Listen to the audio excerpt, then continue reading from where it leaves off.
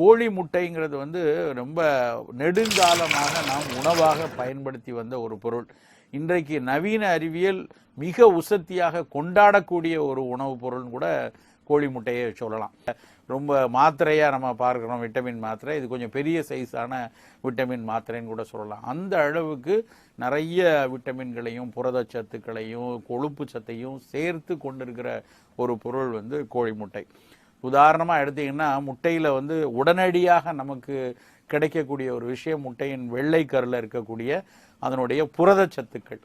பல்வேறு புரதச்சத்துக்கள் முட்டையினுடைய வெள்ளைக்கருவில் இருக்குது. ரொம்ப குறிப்பாக இன்றைக்கு நவீன அறிவியல் மிக குறிப்பிட்டு சொல்கிறது என்ன அப்படின்னா வந்து முட்டையில் இருக்கக்கூடிய கோலின் ஒரு சத்து. அந்த கோலின்கிற சத்து வந்து முட்டையில் மிக அதிகமாக இருக்குது.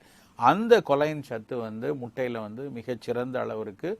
அது தவிர பார்த்தீங்கன்னா நிறைய உயிர் சத்துக்கள் இருக்குது. ரொம்ப குறிப்பாக சொன்னீங்கன்னா, தண்ணியில் கரைந்து நம்ம உடலுக்கு நல்ல பலன் தரக்கூடிய ரிபோஃப்ளோவின்னு சொல்லக்கூடிய விட்டமின் B12 எல்லாம் வந்து முட்டையில் தான் மிக அதிக அளவில் இருக்குது.